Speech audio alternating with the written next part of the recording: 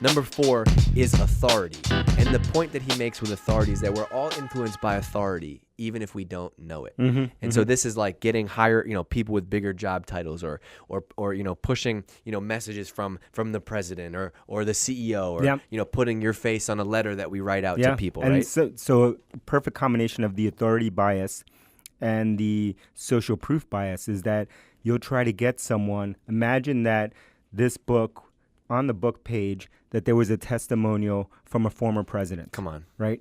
And so that hits two things, authority bias I didn't even think and of that. social proof bias, right? So you got social proof and you have authority mixed in there. And so that's why people tend to choose people with elevated status, whether it's professionals, influencers, or business people. It's because it's hitting on multiple biases here. Because he says we all fall for even the perception of authority. Yep. Yeah.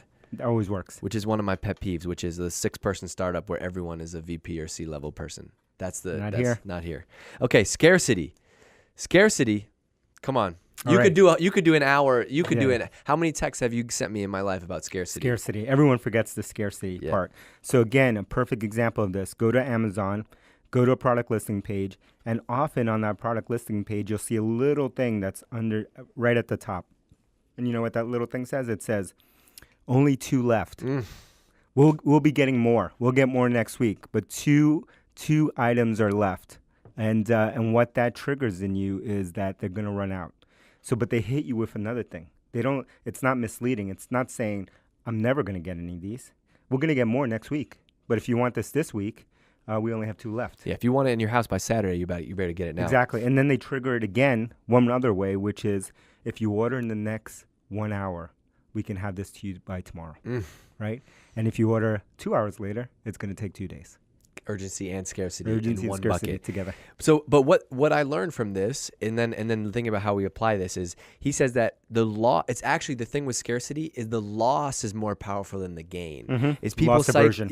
What we miss out on, the potential loss is what drives the behavior. Not that I have to get this so bad, but oh my God, I'm going to miss out. Am I going to miss out on this if I don't get it now? Absolutely. I think Charlie Munger calls that loss aversion. So one of the things that we don't want is forget the gain.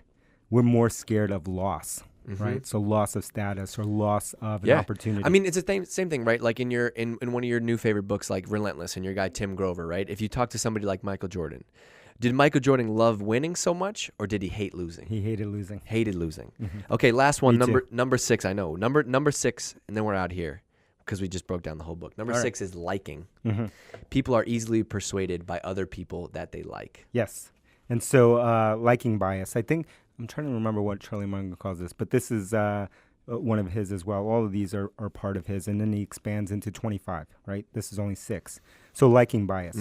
Liking is the more, this one is interesting because the more likable someone seems to you, and it might be totally someone that someone else would not like, the more willing you're to do business with them or to do something with them. Yeah, right? this is why like those MLMs, like the multi-level marketing things, this is why they work so well, right? Yeah. The Mary Kay, the Tupperware, the whatever, because it's usually from somebody that you're friends with. Totally. And this is actually the reverse of this is something that I'm always talking about internally here, which is one of the traps that we fall in with this bias right here, this liking bias, is that all of us are often unwilling to learn from people that we don't like because of this bias, right? And say more, dive deeper in that. So like you use an example of somebody who people don't like. Yeah. Right? Lots of people, And the people just off, right. Yeah, you can use anyone. You can use Kim Kardashian. I don't know anything about her. Yeah.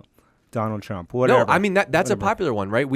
The Trump example is a great one, right? People, there actually is marketing lessons in there, but people don't want to hear that. Everything. Yes. But as soon as you mention someone that you don't like, you're anchored to. Then you're just like, then I can't listen to them. Yeah. I can't listen to them. I can't listen to them. Yeah. And we're not saying listen to them and be convinced by them, but analyze them and understand what did they do? Why did that work? Why did it work? Right. And so there's a lesson in everything. And so this bias holds us back from learning. Probably of all the biases that we listed here, the liking bias holds us back the most in terms of growth and learning.